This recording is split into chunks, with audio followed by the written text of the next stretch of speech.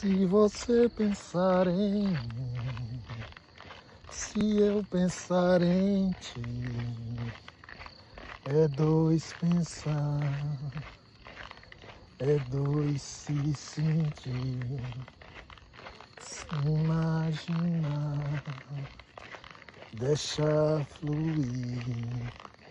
Se pensamos juntos numa condição, não viés, uma só, entender, não sentir, não embalar, é chamar-se um pensar amado, amante, querendo desejar e até entorpecente.